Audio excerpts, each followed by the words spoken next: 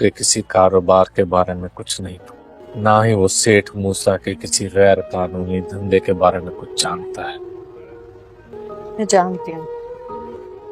फिर आप उसे क्यों जाने दे रही, जबकि आप जानती हैं वो आपसे मोहब्बत करता है। सब तुम कह रहे हो सावर। मेरे साथ थाने चल, मेरे साथ हुए जुर्म के खिलाफ एफआईआर कटवाओ। अरे पति, कभी कभी मुझे ये लगता है कि अगर तुम्हें सबूत मिल भी जाए ना, तब भी अपने अब्बा के साथ खड़े रहोगे, उनको झूठा नहीं कहोगे। हिम्मत नहीं है ना सच का साथ देने के लिए।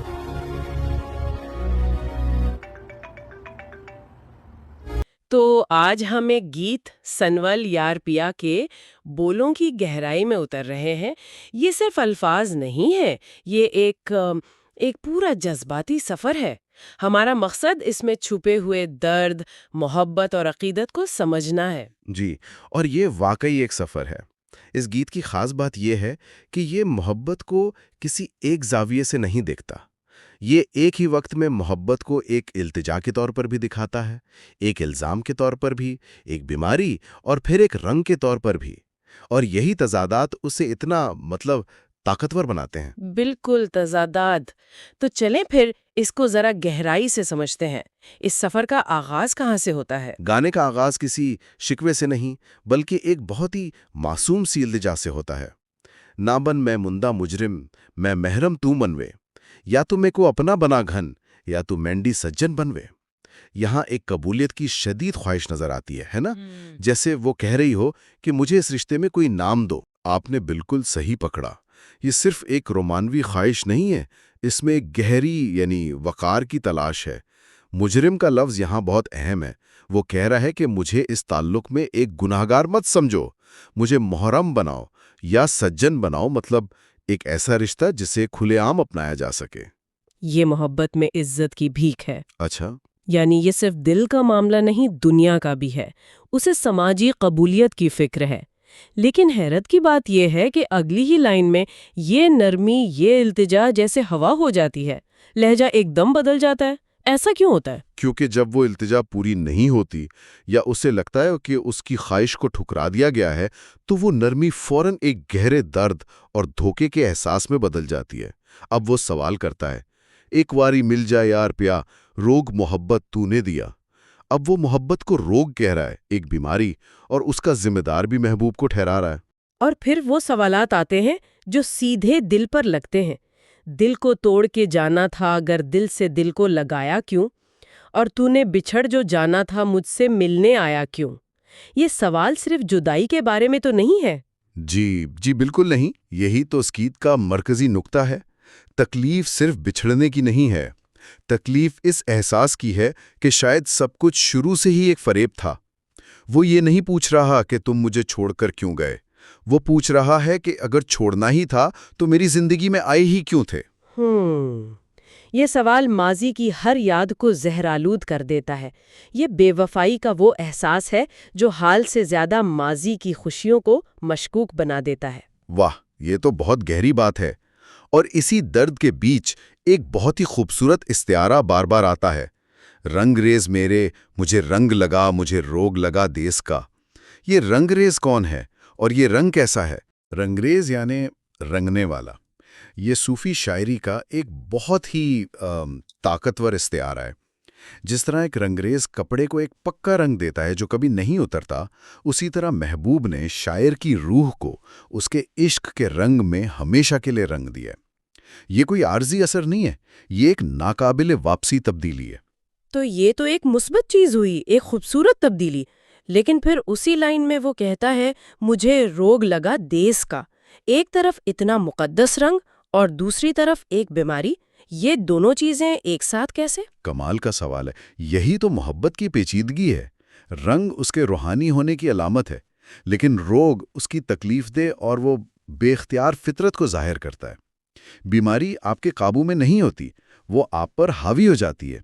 तो शायर कह रहा है कि ये मोहब्बत एक आसमानी रंग की तरह पायदार तो है, लेकिन साथ ही ये एक ऐसी बीमारी भी है जिसने मुझसे मेरा इख्तियार छीन लिया है। बिल्कुल। जी हाँ, छीन लिया है। میں اب اس سے چھٹکارا نہیں پا سکتا، چاہے یہ مجھے کتنی ہی تکلیف کیوں نہ دے۔ اور شاید اسی بے اختیاری کی وجہ سے وہ دنیا سے بے خوف ہو جاتا ہے۔ وہ کہتا ہے تیرے پیار کی میں نے تسبیح پڑھی، مجھے خوف نہیں جگا۔ یہ تو بہت بڑا دعویٰ ہے۔ بہت بڑا۔ یہاں محبت ایک دنیاوی جذبے سے بلند ہو کر عبادت بن جاتی ہے۔ تسبیح پڑھنا ایک مسلسل یاد کی علامت ہے، تو شاعر یہ کہہ رہا ہے کہ میرے لیے تمہاری یاد کرنا اللہ کی تسبیح پڑھنے کے برابر ہے۔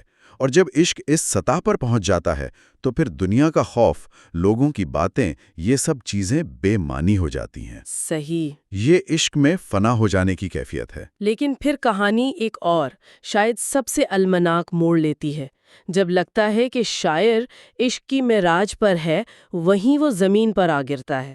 وہ کہتا ہے میرا یار بنا ہے دشمن، کیسے گوارا کر لیں گے؟ جس کو وہ یار پیا کہہ رہا تھا وہ اب دشمن بن گیا ہے۔ اس سے بڑا دھوکہ اور کیا ہو سکتا ہے؟ یہ بے وفائی کا سب سے شدید اظہار ہے۔ یہ وہ مقام ہے جہاں انسان مکمل طور پر بے بس ہو جاتا ہے۔ جب محبت اور نفرت کا منبع ایک ہی شخص ہو، جب جس سے آپ پناہ مانگنا چاہتے ہوں خطرہ بھی اسی سے ہو، تو آپ کہاں جائیں گے؟ کہیں بھی نہیں۔ بالکل اسی کیفیت کو وہ اگلی لائن میں بیان کرتا ہے، تیرے پیار میں ڈوبے ایسے کیسے کنارہ کر لیں گے؟ وہ اس محبت کے سمندر میں اس طرح ڈوب چکا ہے کہ اب کوئی کنارہ ممکن ہی نہیں، دشمن بھی وہی اور پناہ بھی وہی۔ اور اسی بے بسی میں پھر وہ رحم کی اپیل کرتا ہے جو بہت دل دکھانے والی ہے۔ کچھ تو بھرم رکھ میری وفا کا، تنہا نہ ایسے چھوڑ کے جا۔ یہاں اب کوئی غصہ نہیں ہے، صرف ایک ٹوٹی ہوئی بھیک۔ بالکل، یہاں طاقت کا توازن پوری طرح بدل چکا ہے۔ اب وہ محبت واپس نہیں مانگ رہا، وہ صرف تھوڑا رحم مانگ رہا ہے۔ میری وفا کا بھرم رکھ لے کا مطلب ہے کہ کم از کم میری وفاداری کی تذلیل تو نہ کرو۔ اور ٹوٹا ہوا دل جوڑ کے جا ایک ایسی ناممکن خواہش ہے جو اس کی شدید تکلیف کو ظاہر کرتی ہے۔ وہ جانتا ہے کہ یہ ممکن نہیں، لیکن یہ کمزوری اور بیچارگی کی انتہا ہے۔ اتنے درد، اتنے شکوے اور اپنی بے بسی کے احساس کے باوجود جو اگلی بات وہ کہتا ہے وہ مجھے سب سے زیادہ حیران کرتی ہے۔ وہ کہتا ہے عشق دوبارہ اگر ہوتا تو عشق دوبارہ کر دیتے۔ اتنا سب کچھ ہونے کے بعد بھی یہ کہنا، یہ کیا ہے؟ یہ کمال کی عقیدت ہے یا کچھ اور؟ یہ اس گیت کا آپ کہہ سکتے ہیں فلسفیانہ کلائمیکس ہے۔ یہ عقیدت کی وہ بلند ترین چوٹی ہے جہاں درد اور محبت ایک ہو جاتے ہیں۔ تمام تر تکلیف سہنے کے باوجود شاعر محبت کے تجربے کو ہی دوبارہ چننے کا عزم ظاہر کرتا ہے۔ اس سے یہ ظاہر ہوتا ہے کہ یہ محبت اب اس کے لیے کوئی انتخاب نہیں رہی، بلکہ اس کی فطرت بن چکی ہے۔ وہ کہہ رہا ہے کہ نتیجہ چاہے جو بھی ہو، عشق کا وہ احساس خود اتنا قیمتی تھا کہ میں یہ سودا دوبارہ کروں گا۔ اور آخر میں جب شاید الفاظ اس درد کو بیان نہیں کر پاتے تو اس کا اظہار بہت شدید اور جسمانی ہو جاتا ہے۔ وہ کہتا ہے آ کے دیکھ لے درد میرے، تو چیر کے دل دکھلا دیں گے۔ جیسے وہ کہہ رہا ہو کہ میری باتیں چھوڑو، آ کر خود دیکھ لو کہ تم نے کیا حال کیا ہے۔ یہاں جذباتی درد اپنی انتہا کو پہنچ کر ایک جسمانی حقیقت کا روپ دھار لیتا ہے۔ یہ محبوب کو اپنی تکلیف کی گہرائی سمجھانے کی ایک بے چین آخری کوشش ہے۔ جب زبان ناکام ہو جاتی ہے تو انسان اپنے جسم کی طرف اشارہ کرتا ہے، کہتا ہے آؤ اور میرے دل کو چیر کر دیکھ لو کہ اندر کیا طوفان ہے۔ اور اس کے فوراً بعد والی لائن تو اور بھی گہری ہے، چھلک گئے جو آنسو تیرے، زخموں پہ ہم لگا لیں گے۔ یہ کیسی محبت ہے؟ یہ کمال کی لائن ہے۔ یہاں عاشق اپنے زخموں کے لیے مرہم بھی محبوب سے ہی مانگ رہا ہے، لیکن وہ مرہم اس کی ہمدردی نہیں بلکہ اس کے اپنے آنسو ہیں۔ وہ کہہ رہا ہے کہ اگر تمہیں میرے درد کو دیکھ کر رونا آ جائے تو تمہارے وہ آنسو ہی میرے لیے شفا بن جائیں گے۔ یہ اس بات کی علامت ہے کہ محبوب سے جڑی ہر چیز، حتیٰ کہ اس کا غم بھی، عاشق کے لیے مقدس ہو جاتا ہے۔ تو ہم نے ایک مکمل جذباتی سفر طے کیا، ایک معصوم التجا سے شروع ہو کر بے وفائی کے الزامات، رنگریز کی محبت اور پھر یار کے دشمن بن جانے کے درد سے گزرتے ہوئے ایک ایسی غیر مشروط محبت تک پہنچے جو تمام تکلیفوں کے باوجود قائم رہتی ہے۔ خلاصہ یہ ہے کہ یہ کلام محبت کے دوہرے پن کو، اس کی ڈویلٹی کو بڑی خوبصورتی سے ظاہر کرتا ہے۔ محبت ایک ہی وقت میں ایک خدائی رنگ بھی ہے اور ایک تکلیف دہ روگ بھی۔ یہ ایک ہی شخص کو یار اور دشمن کے روپ میں دکھاتا ہے اور یہ بتاتا ہے کہ کس طرح شدید جذبات بالآخر جسمانی درد کی شکل اختیار کر لیتے ہیں۔ یہ واقعی صرف ایک گیت نہیں بلکہ انسانی جذبات کا ایک گہرا نفسیاتی مطالعہ ہے۔ بالکل، اور آخر میں یہ گیت محبت کو ایک ایسی تقدیر کے طور پر پیش کرتا ہے جس سے فرار ممکن نہیں۔ اور یہاں یہ ہمارے لیے ایک بہت بڑا سوال چھوڑ جاتا ہے، کیا ایسی ہر چیز پر حاوی ہو جانے والی محبت جو آپ کی ذات کو مکمل طور پر مٹا